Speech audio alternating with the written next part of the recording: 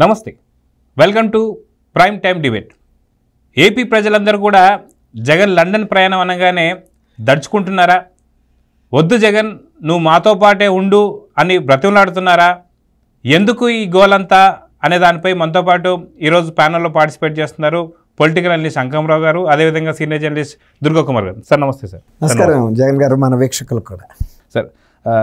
Sir Ankamarao గారు, మనం చూసుకుంటే జగన్ లండన్ ప్రయాణం అనగానే ఏపీ ప్రజలు భయపడుతున్నారు. గతంలో కూడా ఎన్నోసార్లు తన ప్రయాణం పెట్టుకున్న ప్రతిసారి ఏపీలో ఏదో ఒక ఉపద్రవం అయితే వస్తుంది. అయితే గతంలో కూడా మనం చూసాం. ఏంటి అంటే ఆయన లండన్ ప్రయాణం పెట్టుకున్న వెంటనే చంద్రబాబు నాయుడు గారు అరెస్ట్ అని చెప్పేసి, ఆయన కూడా బయట మళ్ళీ తిరిగి వచ్చిన తర్వాత ఎత్తేసారని చెప్పేసి ఆ మాటల్లో కూడా మనం చూసాం. ఈసారి మళ్ళీ లండన్ ప్రయాణం అనగానే ఒక పక్క అభిషేక్ రెడ్డి మరణం, ఇంకో పక్క వచ్చి తిరుమలలో తొక్కిసలాట. సో నిజంగా తిరుమలలో జరిగింది కుట్ర అనుకోవాలా లేదా యాక్సిడెంట్ అనుకోవాలా? దీన్ని ఎందుకని వీళ్ళు వైసీపీ వాళ్ళు ప్రచారం కింద ఇంత పెద్ద ఎత్తున తీసుకెళ్తున్నారంటే దీన్ని ఎలా చూడాలంటారు? అంటే ముందుగా చనిపోయిన జరిగిన సంఘటన చాలా దురదృష్టకరం. 6 మృత్యువాత పడ్డారు.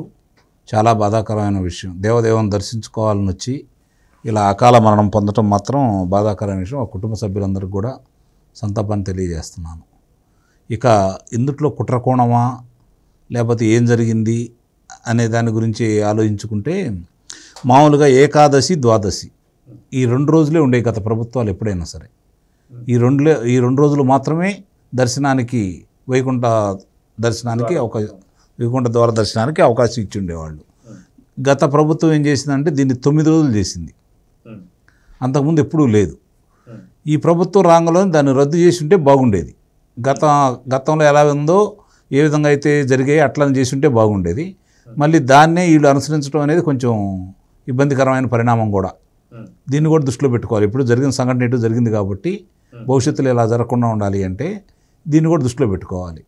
ఈ సంఘటన జరిగిన తర్వాత మామూలుగా నిన్నే చైర్మన్ గారు బిఆర్ నాయుడు గారు చెప్పడం కూడా జరిగింది.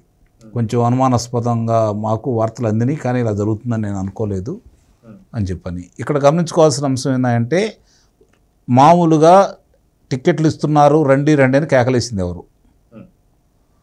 ఒక వ్యక్తికి మహిళకి అనారోగ్యంగా ఉంటే తలుపు తీయంలోనే ఒత్తిడి జరిగిందనేది డీసీపీ గారు తలుపులు తీశారనేది ఇప్పటి వరకు మనకు వస్తున్నటువంటి సమాచారం. అక్కడ అసలు ఈ కుట్రకోణం ఉందా లేదా అనేది కనుక ఆలోచిస్తే కొంత హడావుడి ఇట్లా మామూలుగా జరగదు. ఇప్పుడు ఇంతకంటే ఎక్కువ మంది వచ్చేవాళ్ళు, లక్షల మంది వచ్చేవాళ్ళు. ఇప్పుడు ఇలాంటి అపశృతులు అయితే జరగలేదు. ఎందుకు జరిగిందని ఆలోచిస్తుంటే కొంచెం ఇబ్బందికరంగానే ఉంది. ఇప్పుడు వాళ్ళు టికెట్లు ఇచ్చే సమయం కాదు, అది టోకెన్లు ఇచ్చే సమయం కూడా కాదు కదా. మరి వాళ్ళకి చెప్పింది ఎవరు? పక్క వాళ్ళు కూడా ఇక్కడికి వచ్చి చేసింది ఎవరు?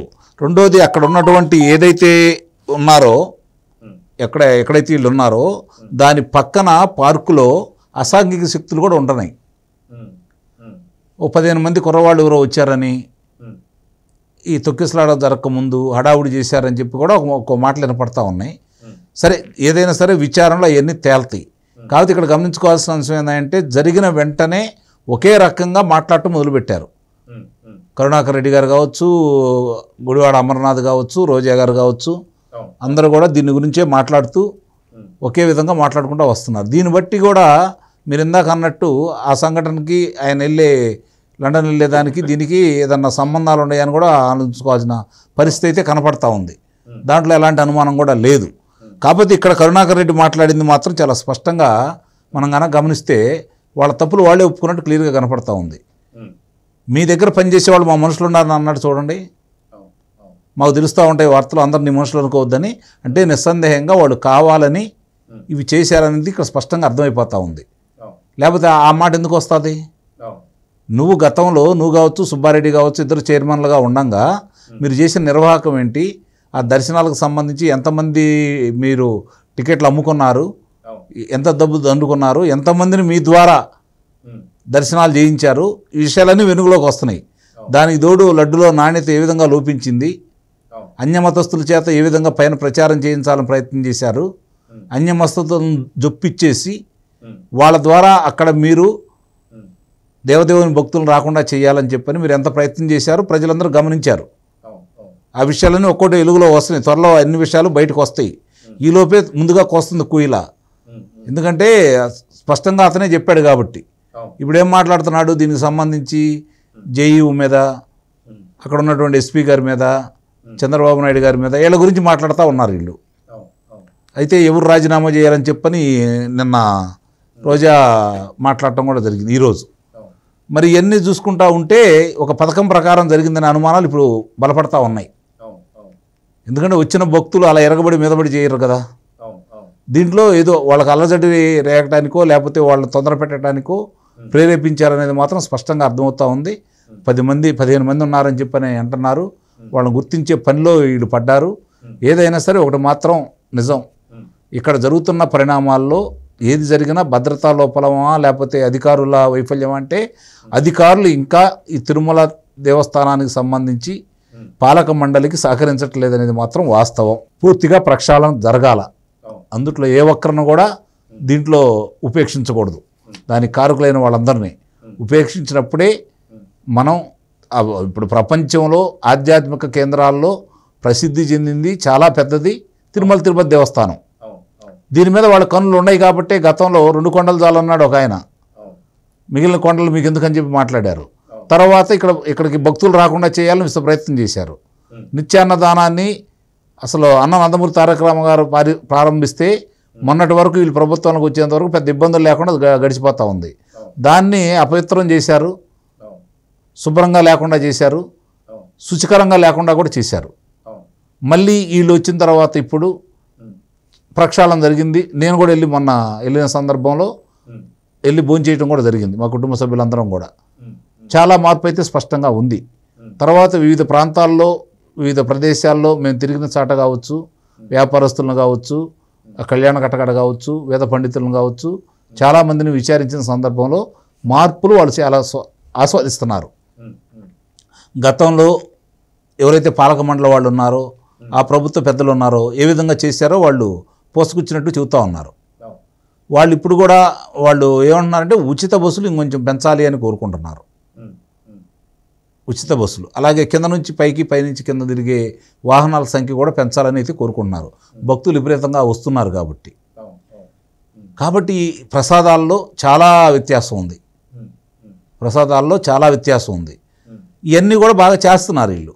దీనికి కావాలని కన్నుగుట్టి చేస్తున్నారు. దీనికి సంబంధించి బిఆర్ నాయుడు గారు అయితే చాలా మొండి వ్యక్తి నాకు తెలిసి. ఒక అంశాన్ని పట్టుకుంటే అంత తేలిగ్గా వదిలిపెట్టడు. దీనికి సంబంధించిన అంతా విచారాలు బయటకు తీసుకొస్తాడు. అలాగే చంద్రబాబు నాయుడు గారు వెంకన్నకి అపారమైన భక్తుడు కాబట్టి ఆయన కూడా ముందు ఇక్కడి నుంచే ప్రక్షాళన మొదలు పెడతా ఉన్నాడు. అధికారంలో రాంగంలోనే అట్లానే ప్రక్షాళన మొదలుపెట్టారు. దీనికి కారకులైన వాళ్ళందరినీ ఎవరిని వదిలిపెట్టకుండా ఏ స్థాయిలో ఇది అధికారుల లేకపోతే ఎవరు సమన్వయ లోపంతో జరిగింది. ఒకటి మాత్రం నిజం, పాలక మండలికి, అధికారులకి, సిబ్బందికి సమన్వయం లేదనేది మాత్రం వాస్తవం. వీలైనంత తొందరలో దాన్ని కూడా సరి చేసుకుంటారు బిఆర్ నాయుడు గారు, అనుమానమే లేదు. అందరినీ ఒక దావలో తీసుకొచ్చే కార్యక్రమంలో చంద్రబాబు నాయుడు గారు దీని గురించి తీవ్రంగానే పరిగణిస్తారని అయితే నేను భావిస్తున్నాను. చూద్దాం, ఇంకా వెలుగులోకి రావాల్సిన అంశాలు చాలా ఉన్నాయని అయితే నేను భావిస్తున్నాను. దుర్గాకుమార్ గారు, మనం చూసుకుంటే దాదాపు ఎలక్షన్ టైం దగ్గర నుంచి కూడా వైసీపీకి సంబంధించి చాలా పెద్ద ఎత్తున కుట్ర కోణాలు జరగబోతున్నాయి. అదంతా కూడా యలహంక వేదికగా జరుగుతున్న సంగతి మనం చూసాం. ఏదైతే దసరా నవరాత్రుల సందర్భంగా ఖచ్చితంగా వచ్చినటువంటి ఒక భక్త సంద్రోహం ఏదైతే ఉందో వీళ్ళ మధ్యన విష పాములు కావచ్చు, వీటన్నిటిని వదిలి ఏదో చేయబోతున్నారని చెప్పి ఇంటెలిజెన్సీ డిపార్ట్మెంట్ అప్పట్లోనే ఒక ప్రకటన అయితే రిలీజ్ చేసింది. దీన్ని చూసుకొని కొంత జాగ్రత్త పడడం జరిగింది. కానీ ఇందాక అంకంరావు గారు చెప్పినట్టు 2 నుంచి 3 రోజులు ఉండేటువంటి ఒక వైకుంఠ ద్వారాన్ని 2 రోజులే ఉండాల్సినటువంటి వైకుంఠ ద్వారాన్ని ఏకాదశి, ద్వాదశి 2 రోజులు, దీన్ని కాస్త 9 రోజులు వీళ్ళు పెట్టుకొని వీళ్ళు 5 సంవత్సరాల పాటు ఆ టికెట్లు అమ్ముకున్న విధానం మనం చూసాం. అయితే నిజంగా అన్నట్టు కొంచెం దాన్ని సరిదిద్దుకుంటే బాగుండేదేమో. ఇప్పుడు ఈ యొక్క జన సంద్రోహాన్ని వేదికగా చేసుకొని ఈ కుట్రలు ఏమైనా పన్నారా లేదా అంటే ఏం చెప్తారు? ఇప్పుడు 2019 నుంచి 24 వరకు జగన్మోహన్ రెడ్డి గారు ప్రభుత్వం వచ్చిన తర్వాత టీటీడీ వ్యవస్థ పట్ల కొంత అమర్యాదకరంగాను, తర్వాత అక్కడ ఉండేటువంటి నియమ నిబంధనలకు విరుద్ధంగాను, తర్వాత శ్రీవారి యొక్క ప్రాధాన్యతని తగ్గించడంలోనూ భక్తులకి కొంత వాళ్ళకి ఒక విముఖత వచ్చే విధంగాను అక్కడ వాతావరణాన్ని సృష్టించడం అయితే జరుగుతుంది. మరీ ముఖ్యంగా ఈ చైర్మన్స్ నియామకం అనేది హిందూ మతంలో కొంత ఆ మతాచారాలు తెలిసిన వాళ్ళని, ఒక పవిత్రత ఉన్న వాళ్ళని నియమించడం గత కొంతకాలంగా జరుగుతూ ఉంది. కానీ ఇక్కడ జగన్మోహన్ రెడ్డి గారు వచ్చిన తర్వాత కరుణాకర్ రెడ్డి గారు లాంటి ఒక బహిరంగంగా క్రైస్తవ మతాన్ని ఆచరిస్తున్న వ్యక్తిని అధ్యక్షుడిగా నియమించినప్పుడు కూడా, పోనీ ఆయన తెలియక నియమించాడని అనుకున్నప్పటికీ కూడా వాటి మీద కొన్ని ఆధారాలతో సహా స్పష్టంగా ఆయన కుమార్తె వివాహం కానీ, తర్వాత ఆయన కుటుంబ కార్యక్రమాలు కానీ క్రైస్తవాచార ప్రకారం జరుగుతున్నట్టు వీడియోల రూపంలో వైరల్ అయినప్పుడైనా ఆయన అది సర్దిద్దుకోవాలి. ఇప్పుడు ఇతర మతస్థులు మతాచారాలు వాళ్ళు పాటిస్తారు, తప్పులేదు. కానీ తిరుమల తిరుపతి దేవస్థాన చైర్మన్ల నియామక విషయంలో కొన్ని నియమ నిబంధనలు పాటించాల్సిన అవసరం ప్రభుత్వానికి ఉంది. తర్వాత భక్తుల యొక్క నమ్మకాలని కాపాడాలి. భక్తులు అంత వ్యతిరేకత వ్యక్తం చేస్తున్నా కూడా ఆయన మా బంధువు, మా పార్టీకి చెందిన వ్యక్తి, మాకు ఆత్మీయుడు అనే ఉద్దేశం మీద ఇలాంటి అనేకం వాళ్ళు తోసిరాజని, తర్వాత అన్యమత ప్రచారానికి వారు చెప్పినట్టు దేవాలయం ప్రాంగణంలో జరగటం, తర్వాత ఈ మధ్య కొత్తగా వచ్చిన పాలక మండలి కొన్ని కఠినమైన నిర్ణయాలు తీసుకుందండి. ఎందుకంటే గతంలో జరిగిన అపచారాల దృష్ట్యా కానీ, గతంలో జరిగినటువంటి కొన్ని నియమ నియమావళి అతిక్రమణల సందర్భంగా కానీ, తర్వాత ఈ అధ్యక్షుల నియామకంలోనూ, తర్వాత పరిసరాల పవిత్రతను దెబ్బతీయటంలో కానీ జరిగినటువంటి వీటి దృష్ట్యా ఈ కొత్త పాలక మండలి తీసుకున్న నిర్ణయాలు కూడా కొంతమందికి కంటకంగా మారినాయి. మరీ ముఖ్యంగా అన్య మతస్థుల్ని ఈ తిరుమల దేవస్థానం నుంచి వేరే ప్రభుత్వ శాఖల్లోకి పంపిస్తామని చెప్పారు. అది వాళ్ళకి కొంచెం అది గిట్టలేదు. వాళ్ళేం ఉద్యోగం తీసేస్తామని, ఇతరుల పొట్ట మీద కొడతామని చెప్పలేదు. ఎందుకంటే ఇది ఒక ధార్మిక సంస్థ, ఒక మతపరమైన సంస్థ, అందులో సందేహం ఉంది. ఇప్పుడు లౌకికవాదాన్ని మన ప్రభుత్వాలు పాటిస్తున్నప్పటికీ తిరుమల తిరుపతి దేవస్థానం మాత్రం ఒక మతపరమైన సంస్థే. ఇక అందులో దాంట్లో వేరే లౌకికవాదానికి స్థానం లేదు, ఉండకూడదు కూడా. ఎందుకంటే ఆయన హిందూ మత దేవుడు చాలా ప్రపంచంలో కల్లా హిందూ మత దేవాలయాలలోనే అగ్రగణ్యమైన సంస్థ. ప్రపంచవ్యాప్తంగా మొన్న ఈ ప్రసాద విషయంలో అపచారం జరిగినప్పుడు కూడా పెద్ద రియాక్షన్ వచ్చింది, ప్రపంచవ్యాప్తంగా రియాక్షన్ వచ్చింది, నిరసన వచ్చింది. దాంతో వాళ్ళకి ఏమైందంటే ఇప్పుడు ఈ తిరుపతి దేవస్థాన బలం అనేది ఆ రోజు వాళ్ళకి అర్థమైంది. దీనికి ఇంత వాయిస్ ఉంది ప్రపంచవ్యాప్తంగా, అందువల్ల ఈ వ్యవస్థ మీద మన దాడి కొనసాగాలి. ఎప్పుడు వరకు కొనసాగాలి? ఒకవేళ కనుక మన ఇక్కడి నుంచి ఎత్తేస్తారేమో ఇతర శాఖలకి, అలాంటి లోపలే ఇలాంటి కార్యక్రమాలు చేయాలని కూడా అనుకున్నారు. ఇప్పుడు దానికి తోడు జగన్మోహన్ రెడ్డి గారు లాంటి మాజీ ముఖ్యమంత్రి కూడా, ఆయనకి తెలుసు తిరుపతి దేవస్థానం ఏంటి, వాళ్ళ తండ్రి కూడా ముఖ్యమంత్రిగా చేశాడు, కొన్ని నియమ నిబంధనలు ఉంటాయి. కానీ ఆయన ఈ ప్రసాద అపచారం జరిగినప్పుడు మళ్ళీ నేను తిరుపతి వెళ్ళి ఒక ప్రదర్శన చేస్తానని, దర్శనం చేసుకుంటానన్నప్పుడు అక్కడ ఉండే స్థానిక హిందూ మత సంస్థలు కానీ, బీజేపీ కానీ, లేకపోతే శ్రీవారి భక్తులు కానీ ఒక కండిషన్ పెట్టారు. మీరు కనుక అక్కడికి వచ్చి దర్శనం చేసుకుంటే మీరు డిక్లరేషన్ ఇచ్చి వెళ్ళండి అని అడిగారు. అడిగితే దానికి ఈయన రియాక్షన్ అవ్వలేదు. జగన్మోహన్ రెడ్డి చెప్పాలి ఏదో ఒకటి. అది కాకుండా కరుణాకర్ రెడ్డి ఆయన ఇవ్వడో మీరేం చేస్తారు అని ఒక ధిక్కారంగా మాట్లాడారు. దాని మీద అక్కడ కొంత ఉద్రిక్తత కూడా ఏర్పడింది.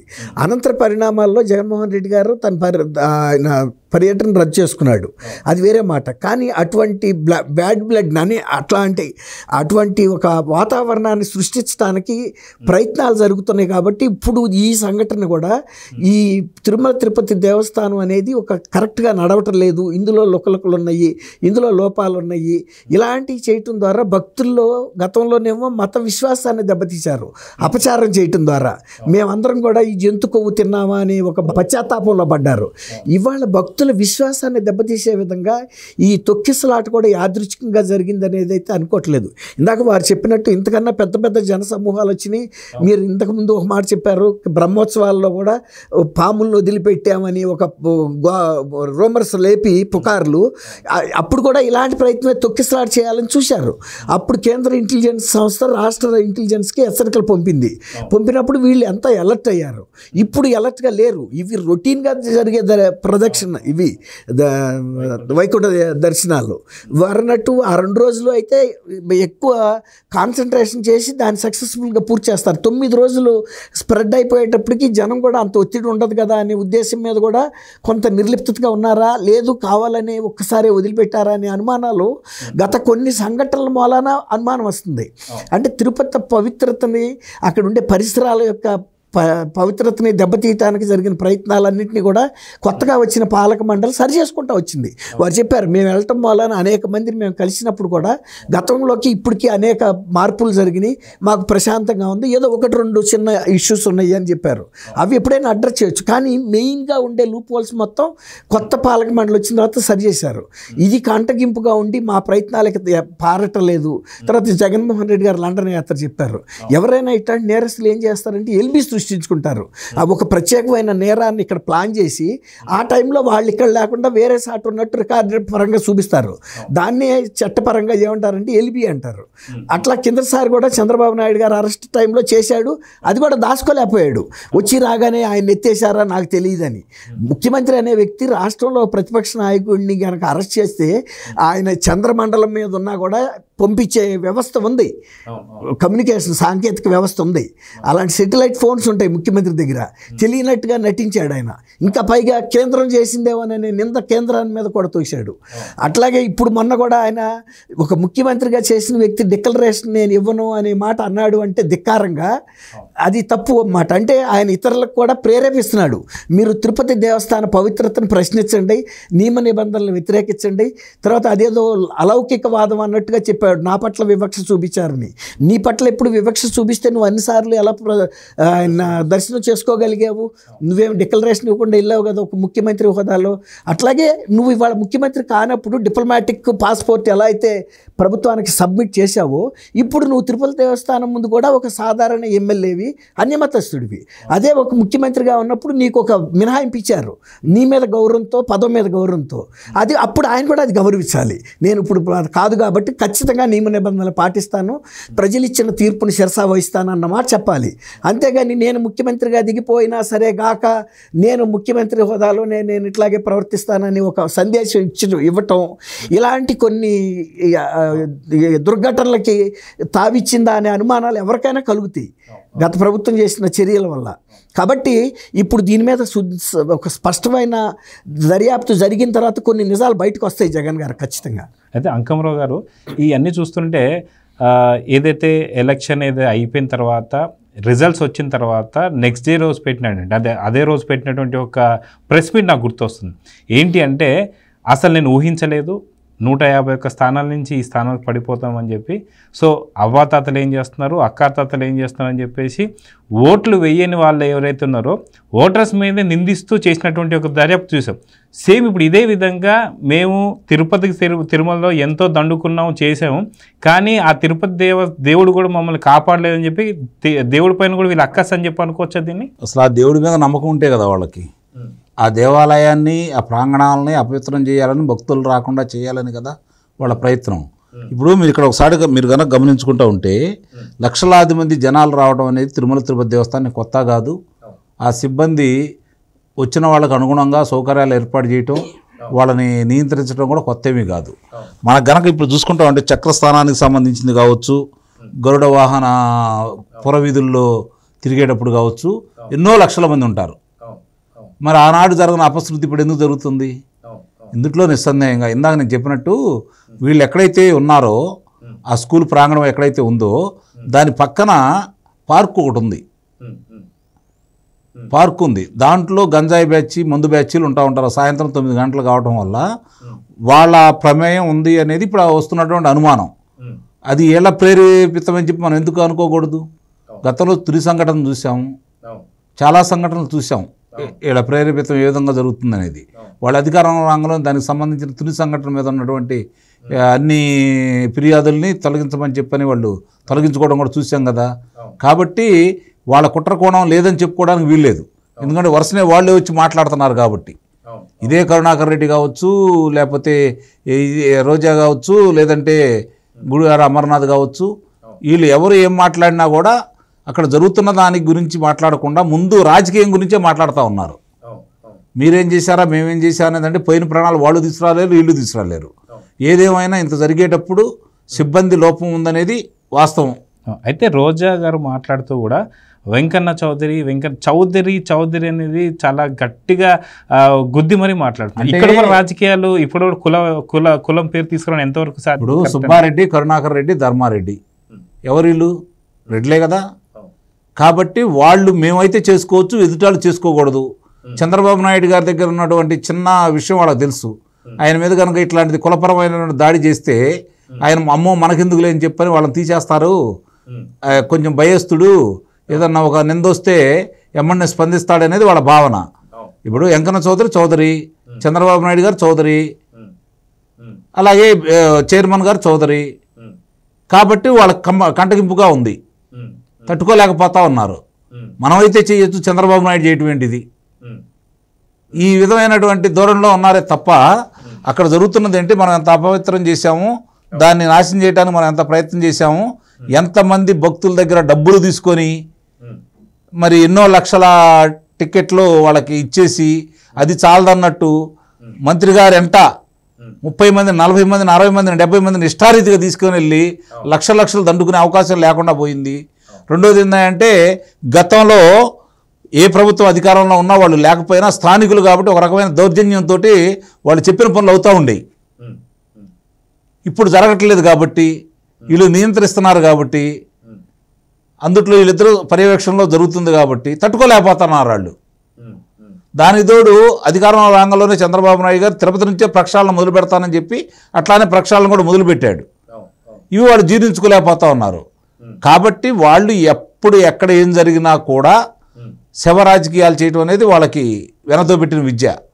మామూలుగా ఏముంటుంది, శవాలు కనపడితే రాబందులు వస్తాయి పీకు తినడానికి, గోతికాడ నక్కలు రెడీగా ఉంటాయి. వీళ్ళు కూడా అట్లానే ఎప్పుడు శవాలు దొరుకుతాయని ఎదురు చూసే పరిస్థితి. ప్రజల కోసం పోరాడదాం, ప్రజా సమస్యల గురించి మాట్లాడదాం, ప్రజలను చైతన్యపరుద్దాం, ప్రజా సమస్యల్ని శాసనసభలో గొంతెత్తుదాం, వాళ్ళ కోసం పోరాడదాం, అప్పుడు మన ప్రజల మనల్ని పొందుదాం. ఆ విధంగా ప్రజల ఆశీస్సులతో మళ్ళీ అధికారంలో రావాలని వీళ్ళు కోరుకోవట్లా. అలజడి సృష్టించాలి, ఇలాంటి కార్యక్రమాలు చేయాలి, జనాలు చచ్చిపోవాలి, దాన్ని లబ్ధిగా వాడుకొని వీళ్ళు మళ్ళీ రాజకీయం చేసేసి చూసారా ఇట్లా జరుగుతుంది ఈ ప్రభుత్వం చెప్పాలనుకుంటున్నారు తప్ప వాళ్ళలాగా నడిబజార్లో వీళ్ళు గొంతులు కోయట్లేదని వాళ్ళు బాధపడిపోతూ ఉన్నారు. చంద్రయ్య లాంటి వ్యక్తిని నడిబజార్లో గొంతు కోసేయారు. డాక్టర్ సుధాకర్ గారిని ఏ విధంగా మానసికంగా చనిపోవడానికి కారకులయ్యారో ప్రపంచం మొత్తం చూస్తూనే ఉంది. వాళ్ళ డ్రైవర్ని చంపి తీసుకుని వెళ్ళి ఇంటి ముందు పడేశాడు వాళ్ళ శాసనమండలి సభ్యుడు. అట్లాంటి వీళ్ళు ఎందుకు చేయట్లేదని చెప్పని వీళ్ళు కొత్త ఉడికిపోతూ ఉన్నారు. ఆ విధంగా అయితే జనంలోకి వెళ్దామని వీళ్ళ కోరిక. ఈ కూటమి ప్రభుత్వం దాని అవకాశం ఇవ్వకుండా చేసిన వాళ్ళందరూ బయటికి తీసుకొచ్చే కార్యక్రమంలో కొంత అలసత్వం ప్రదర్శనతలకి వీళ్ళకి అలుసుగా మారింది. కాబట్టి మాట్లాడే వాళ్ళందరూ కూడా వాళ్ళకి సరైన సమాధానం సాక్ష్యాధారాలతోటి దోషులను పట్టుకొని దాని కారకులైన వాళ్ళకి శిక్షిస్తే అన్నిటికీ సమాధానం దొరుకుతుంది. వీలైన త్వరలో 2-3 రోజుల్లోనే ఆధారాలన్నీ బయటికి సేకరిస్తారు. నిజంగానే సీసీ ఫుటేజీలు ఉంటాయి అక్కడ, దానికి సంబంధించింది ప్రేరేపితమా, నిజంగానే భక్తులందరూ ఒక్కసారి వచ్చారా, ఇవి కూడా మనకి అందరికీ తెలుస్తాయి. కాబట్టి ఆ ప్రయత్నంలో వాళ్ళు ఉన్నారు. పోలీస్ సిబ్బంది మరి ఆ డిఎస్పీ గారు నన్ను అంటున్నారు అతను పొరపాట లేకపోతే మిగిలిన వాళ్ళ పొరపాట. ఉదయం జరగాల్సిన దానికి సాయంత్రం 9 గంటలకి 5 గంటల నుంచి మొదలుపెట్టి టికెట్లు ఇవ్వబోతున్నారని ఒక ఛానల్లో ప్రచారం చేయాల్సిన కారణం ఏంటి? ఇవి కూడా బయటికి రావాలి. ఇవన్నీ కూడా అక్కడ భక్తురాలు కూడా చెప్తోంది చేతులు కింద పడ్డి ఎట్లా వెళ్ళారు ఏంటనేది. ఇవన్నీ విషయాలను తెలుసుకొని అక్కడ ఉన్న వాళ్ళందరితో మాట్లాడి ఏ విషయాలు నిజంగానే సీసీ ఫుటేజీ ద్వారా ఇవన్నీ బయటికి తీసుకొని వస్తే వాస్తవాలు కొన్ని వెలుగు చూపుతాయి. ఆ తర్వాత నిజంగా నిస్సందేహంగా అధికారులు సహకరించట్లేదనేది వాస్తవం, సిబ్బంది సహకరించట్లేదని వాస్తవం. ఎందుకంటే వాళ్ళు అలాంటి వాళ్ళని పెట్టుకున్నారు అక్కడ. వీళ్ళు ఎంత మేలు చేసినా కూడా వాళ్ళు అదే మనస్తత్వంతో ఉంటారు. జగన్మోహన్ రెడ్డి గురించి ఆలోచిస్తూ ఉంటారు. వాళ్ళు రాష్ట్రం గురించో దేవదేవుని గురించో వాళ్ళు ఆలోచించరు. కాబట్టి వాళ్ళందరినీ గుర్తించండి, మొగ్గమాటం లేకుండా వాళ్ళని గుర్తించి బయట పంపించాలి. చిన్న ఉదాహరణ, మన ఫైబర్ నెట్ చైర్మన్గా బాధ్యత తీసుకున్న జీవీ రెడ్డి చాలా స్పష్టంగా ఆయన చాలా అతి తక్కువ సమయంలోనే 4 రోజులు దాటతలికే గుర్తించేసి 410 మందిని ఇంటికి పంపించాడు. మీరు కూడా అలానే చెయ్యండి. చేయగల సమర్థులే బిఆర్ నాయుడు గారు. నిస్సందంగా అదే విధంగా ఆయన ఇప్పటికే ప్రక్షాళన మొదలుపెట్టాడు. కాకపోతే ఏంటంటే ఆయన స్పష్టంగా వాళ్ళు అర్హతను బట్టి ఏ శాఖలకు పంపించవచ్చు అవి చేస్తానని చెప్పి కూడా ఆయన చెప్పడం కూడా జరిగింది. వీలైనంత తొందరగా చేయండి, నిజంగా భక్తులు ఉన్నారు, దేవదేవుని మీద ప్రేమతో ఉన్న వాళ్ళు ఉన్నారు, వాళ్ళని నియమించండి, ఇలాంటి పొరపాట్లు మళ్ళీ భవిష్యత్తులో జరగకుండా చూసుకోండి. వీళ్ళు పెట్టినట్టుగా గతంలో లేని విధానం వీళ్ళు పెట్టారు 5 సంవత్సరాల్లో. ఇప్పుడు మామూలుగా ఏకాదశి ద్వాదశికి సంబంధించి ఈ 2 రోజులు మాత్రమే పెట్టేసి అది కూడా ఆన్లైన్లో. ఇప్పుడు ఎటు మొన్న బిఆర్ నాయుడు గారు ఇలాంటి ఇబ్బంది ఉండకూడదని ప్రతిరోజు 70,000 మంది మామూలు భక్తులు వచ్చినా కూడా ఒకళ్ళ మీద ఒకళ్ళు పడకుండా తోపులాట లేకుండా చక్కగా దర్శనం చేసుకోవడానికి ప్రణాళికలు రచిస్తూ ఉన్నారు. కాబట్టి నిస్సందేహంగా ఆలోచిస్తారు ఆయన. ఈ సంఘటన జరగడం మాత్రం ఆయన దీని మీద పూర్తిగా దృష్టి పెడతారని, ఇప్పటికే ఎక్కువ సమయం అక్కడ కేటాయిస్తున్నాడు, ఇంకా ఎక్కువ సమయం అక్కడ కేటాయించేసి అందరినీ దావలో పెడతాడని అయితే నేనైతే భావిస్తున్నాను. చంద్రబాబు నాయుడు గారు వీళ్ళందరూ ఆలోచించిన దానికంటే ఎక్కువ ఆలోచిస్తారు. ఎందుకంటే ఆయనకి ఇష్టమైన దైవం వెంకటేశ్వర స్వామి కాబట్టి అక్కడ జరుగుతుందని ఆయన ఇట్టి పరిస్థితుల్లో క్షమిస్తాడని కానీ ఉపేక్షిస్తాడని కానీ నేనైతే భావించట్లేదు. వీలైనంత తొందరలో జరిగిన పరిణామాలన్నీ కూడా ప్రజల ముందు పెట్టేసి దోషులను శిక్షిస్తారని అయితే నేనైతే బలంగా నమ్ముతున్నాను. అయితే దుర్గాకుమార్ గారు, మనం ఇందాక తీసుకున్న టాపిక్ కూడా ఏంటి అంటే లండన్ ప్రయాణం ఎందుకని.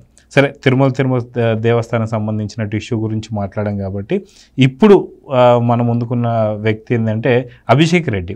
సొంత అంటే కజిన్ బ్రదర్ అనుకోవచ్చు.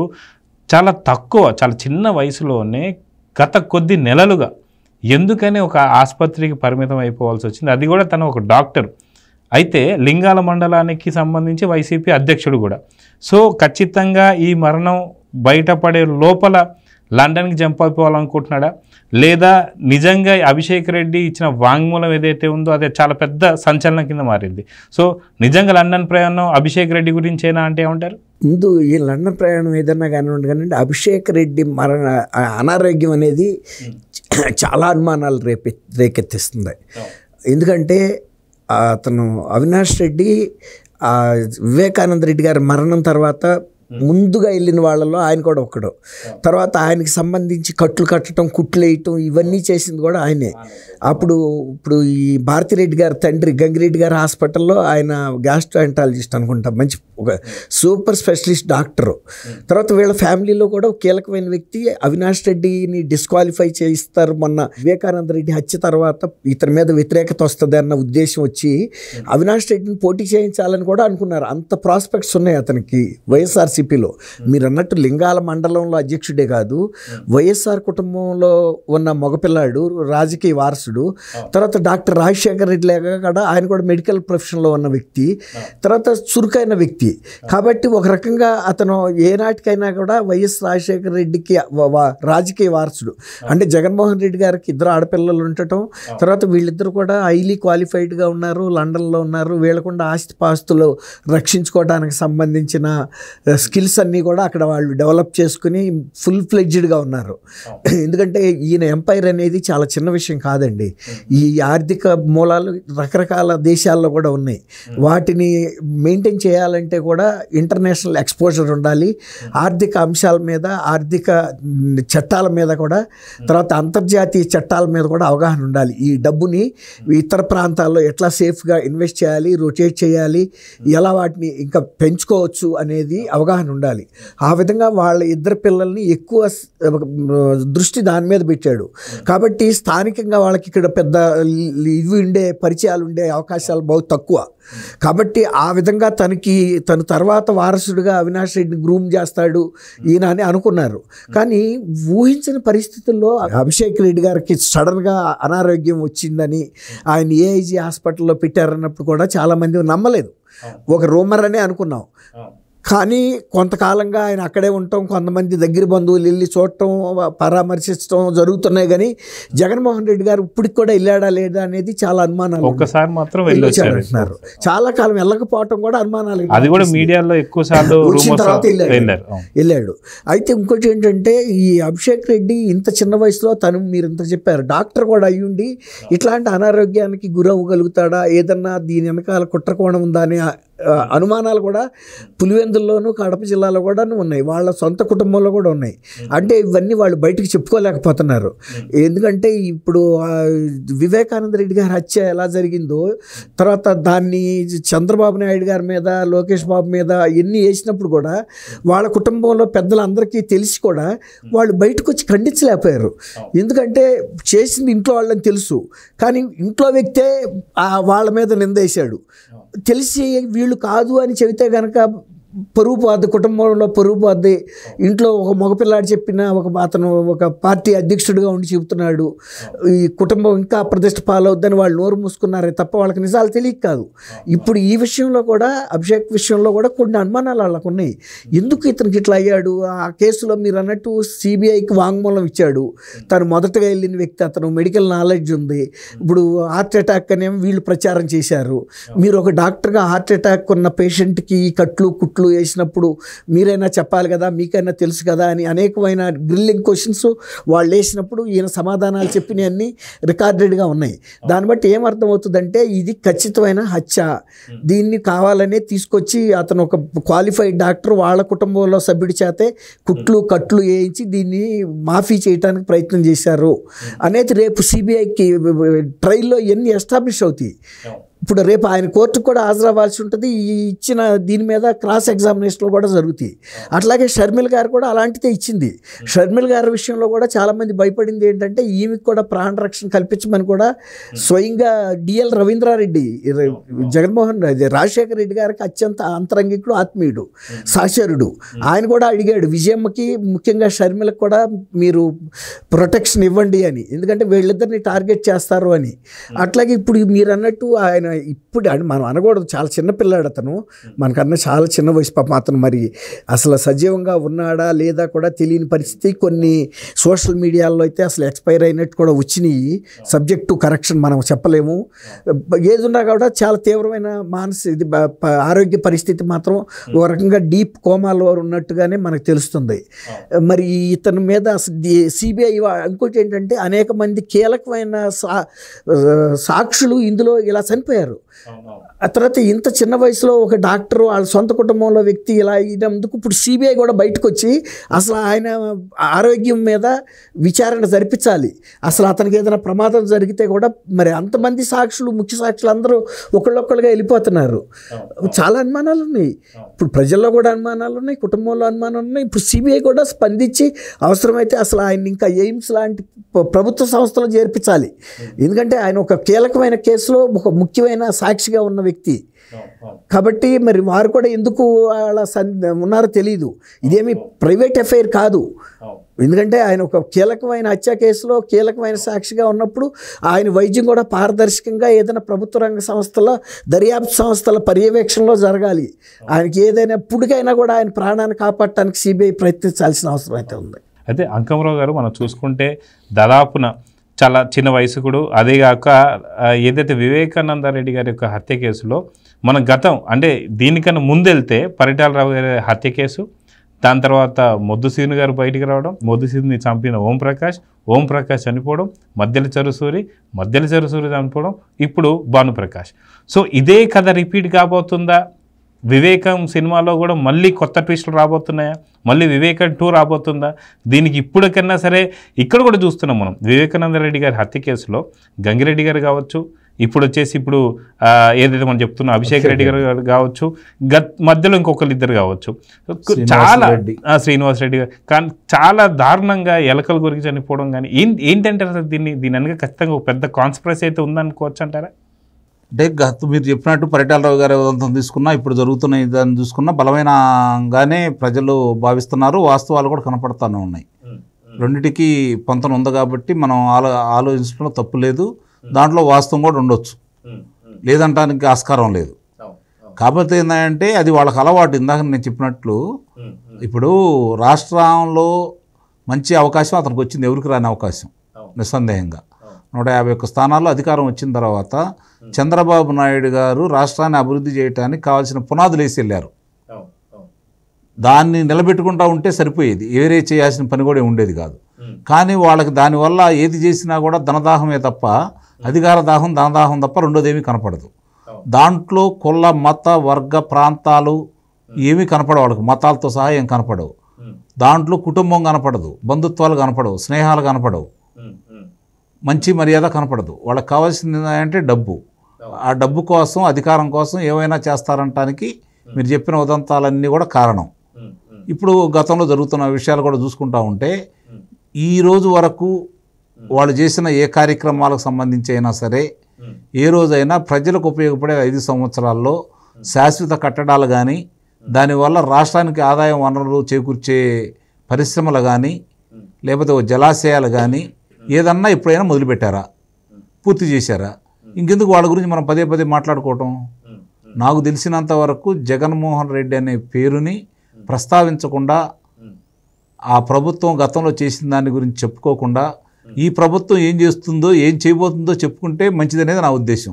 ఎందుకంటే వాళ్ళని లేనిపోయిన ప్రచారం మనమే కల్పిస్తున్నామేమో అనే అనుమానం కూడా నాకైతే వస్తూ ఉంది. కాబట్టి ఇక నుంచి అయినా సరే రాష్ట్రంలో ఏం జరుగుతుంది, గతంలో జరిగిన అటువంటి అకృత్యాలకి, అమానుషాలకి, దోపిడీలకి, దొంగతనాలకి, హత్యలకి ఇప్పుడు ఏ విధంగా వాళ్ళని అదుపులో తీసుకొని వాళ్ళకి శిక్షలు వేయించాలనే దాని మీద ఈ కూటమి ప్రభుత్వం ముందుకెళ్తే బాగుంటుందనేదే నా అభిప్రాయం.